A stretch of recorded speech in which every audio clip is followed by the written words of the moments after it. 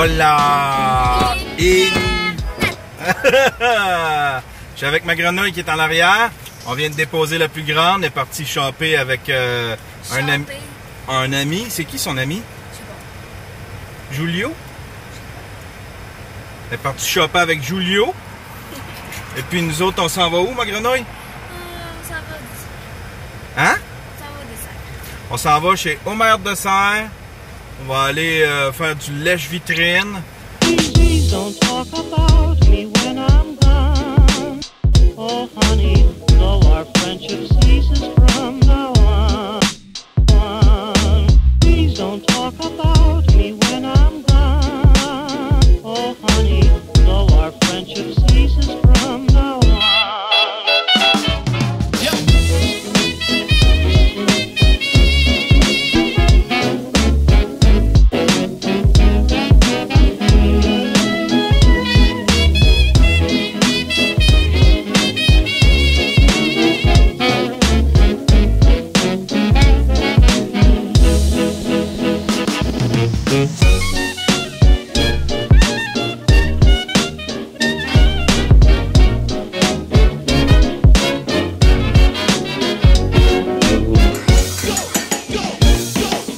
Mercredi, je viens de commencer ma journée. J'ai une assez grosse journée aujourd'hui. Premièrement, je dois terminer une toile, une commande que j'ai eue. Elle est presque terminée. Ça fait un petit bout que je travaille là-dessus. Et puis, deuxièmement, je dois retravailler des épisodes de sous-écoute qui étaient pas bons. Les images de fin faisaient un effet stroboscopique. Ça m'est arrivé avec mon épisode de vlog. Il a fallu que je le remette en ligne. J'ai travaillé, j'ai gossé là-dessus samedi toute la journée. Aïe aïe aïe. Puis là, hier, j'ai enfin terminé la saison 2 de Stranger Things. C'est tellement bon, je vais vous en faire une critique vite faite. Ben premièrement, si vous avez jamais regardé Stranger Things, allez-y tout de suite, c'est vraiment bon. Il y a plein de liens avec des films des années 80. Si vous avez vu la saison 1 et que vous l'avez pas aimé, ben skippez ce bout-là parce qu'il faut vraiment avoir aimé la saison 1 pour apprécier la saison 2. La saison 2 de Stranger Things, c'est tellement bon. Premièrement, l'intrigue est différente, est un petit peu plus développée. On en apprend un petit peu plus sur le monde inverse, l'espèce de monde parallèle. Ça aussi, ça l'a évolué. Il y a des nouveaux mondes, si on veut. Il n'y a plus besoin de présenter les personnages principaux. Ça, c'est le fun parce que ils ont pu développer, ils ont pu aller plus loin, creuser plus loin dans ces personnages-là. Il y a des nouveaux personnages qui s'intègrent. Et puis, c'est vraiment le fun parce qu'il y a beaucoup de petites histoires d'amour qui sont bien cute. Moi, je les ai bien aimées. Des petites histoires d'amour entre des anciens personnages et puis des histoires d'amour avec des nouveaux personnages. Ça rend vraiment la saison plus cute, plus le fun à suivre. Ils vont vraiment plus loin, disons, dans les interrelations entre les personnages. Eleven, l'espèce de fille avec des super pouvoirs, va creuser un petit peu plus dans son passé. On en apprend aussi un petit peu plus sur elle. C'est vraiment bien réalisé. Je pensais pas qu'il serait capable de m'accrocher à nouveau. Je me disais, bon, ben, tout le concept, tout le spirit, je pensais que ça valait pour une saison. Ils ont réussi à faire une deuxième saison qui m'a accroché. C'est tellement bon. C'est vraiment, vraiment une super bonne saison 2. Je sais pas s'ils vont être capables de faire une saison 3 intéressante. Ils ont réussi avec la saison 2. Sauf qu'ils ont réussi avec des concepts, avec des idées qu'ils avaient semées dans la saison 1, qui ont pu développer dans la saison 2. J'ai pas vu grand chose être semé dans la saison 2 qui pourrait être développé dans la saison 3. On verra bien. En tout cas, moi j'ai trouvé ça super bon. C'est une de mes séries préférées. C'est une de mes séries Netflix favorites. Là, on s'en va terminer cette toile-là. Une toile que j'ai commencée. C'est une commande. C'est une toile que j'ai commencée il y a un petit bout déjà. Et puis qu'il faut que je termine. Je vous la montre même pas. Je veux pas dévoiler le punch. Je veux que la personne qui a commandé la toile la voit juste à la dernière minute. Vous n'avez pas le droit de regarder.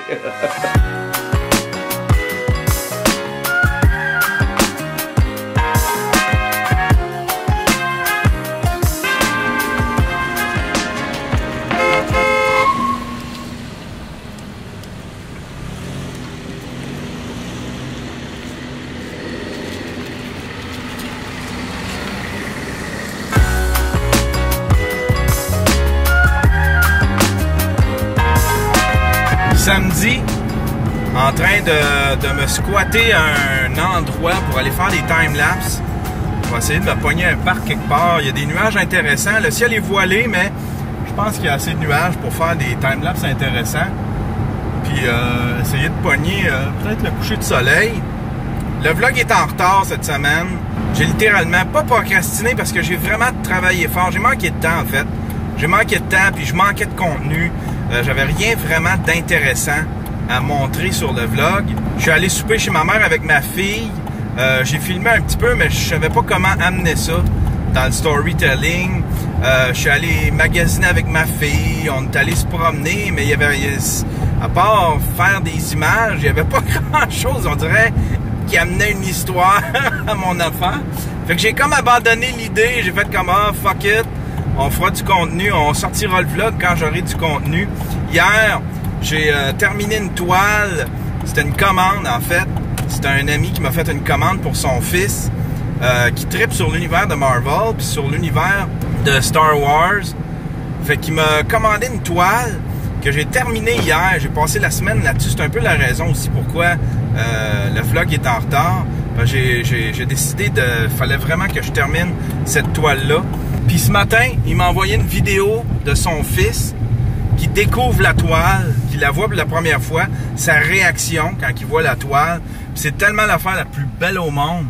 On dirait que ça vaut plus cher pour moi que l'argent que j'ai chargé pour la toile. C'était vraiment cute comme vidéo. J'étais tellement content, c'était touchant de voir ça ce matin.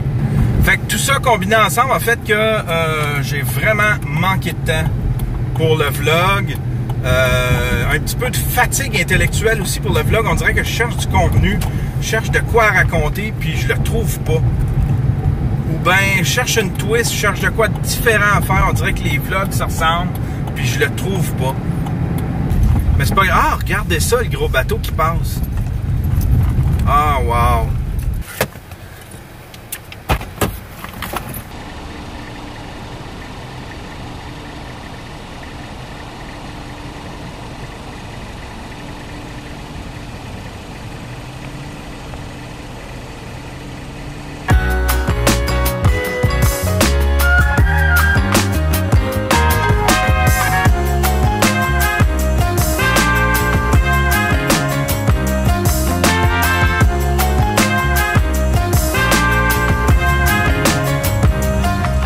De faire un petit time-lapse vidéo.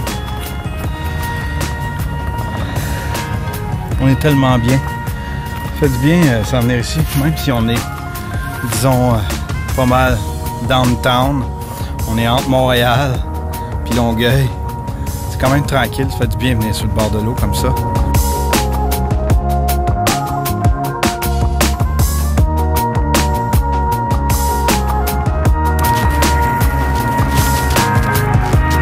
Cette semaine, ça a brassé beaucoup.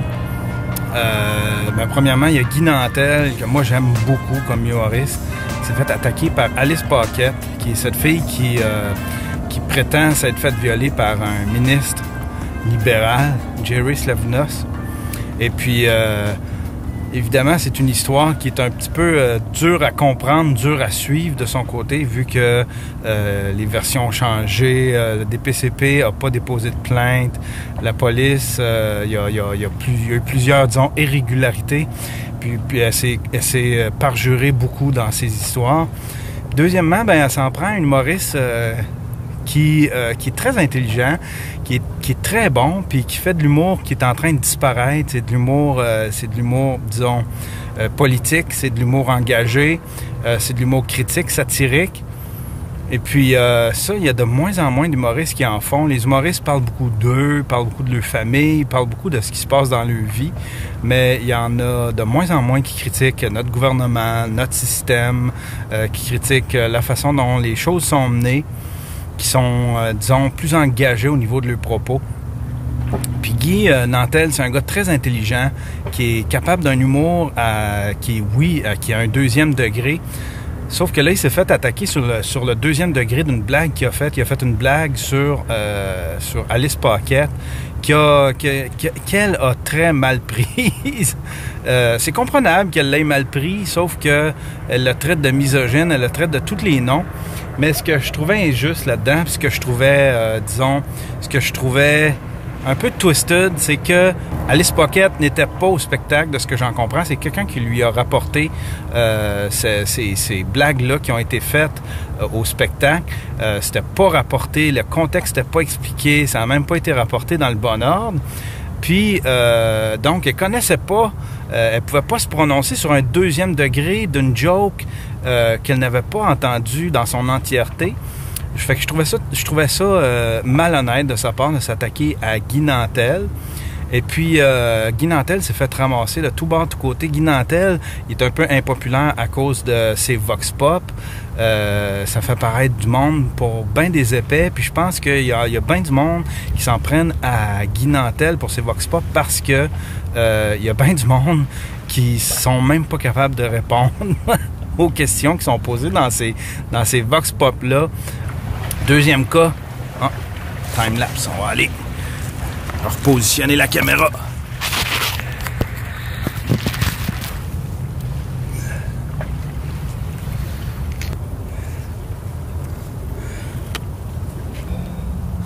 Deuxième affaire qui s'est passée cette semaine, Mike est sorti de ses gonds, littéralement, avec François Mascotte. François Mascotte qui traîne une réputation... Wow! Qui est je sais pas si vous vous souvenez, mais les deux ont travaillé ensemble sur plusieurs projets, dont Testostérone. C'était un peu surprenant de Mike, mais on dirait que Mike avait un trop-plein. François Mascotte, dont la critique de spectacle est comme pas super bonne. Il réutilise beaucoup des farces de son ancien spectacle, de son spectacle précédent. Et puis le lendemain, il y avait des critiques dans le Journal de Montréal. Et puis les commentaires dans les critiques du Journal de Montréal, c'était tous des faux comptes. Fait que c'était bien douteux, ça avait de là, disons que ça lève un soupçon quant à qui a créé ces comptes-là pour aller faire des critiques positives du spectacle de François Mascotte. Mais Mike a littéralement pété une coche après François Mascotte. La blonde à François Mascotte s'en est mêlée, Bianca Lompré, qui est c'est une personnalité de plus en plus connue. Qui a des opinions très tranchées. On peut être d'accord ou pas d'accord. Toujours est-il qu'elle est de plus en plus active. Elle est aussi de plus en plus associée à François. Disons que les deux viennent de pair maintenant sur les réseaux sociaux. Elle s'en est mêlée, évidemment, pour défendre François, puis ça a un petit peu tourné au vinaigre, tout ça. Et puis, il y a rien de bon, nécessairement, qui sort de ça. Il n'y a rien de bon qui sort de ça. Comme je vous l'ai expliqué, je pense que c'est la semaine passée ou la semaine d'avant. Je suis un peu... Mike, un petit peu avec l'histoire de Simon-Olivier Fecteau, il m'a avoué que ça avait réveillé en lui une espèce de petite rage. Je me sens coupable de ça.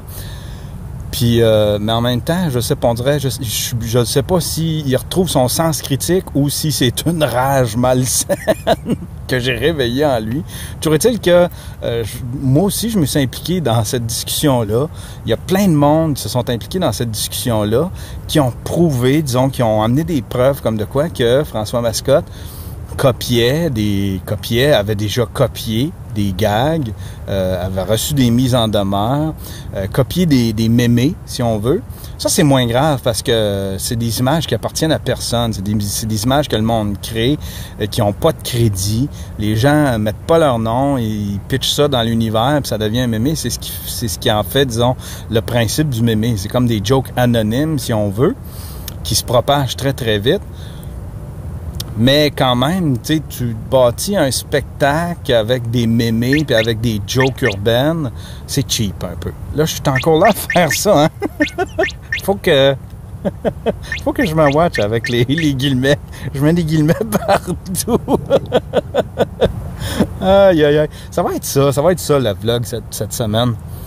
C'est court, mais en même temps, c'est ça, j'avais pas grand-chose à dire. Mais c'est bon, ça, c'est pas pire, ça, pareil. Un petit vlog, 10 minutes, 9 minutes, 10 minutes. On va faire la job. Ça va être ça pour cette semaine.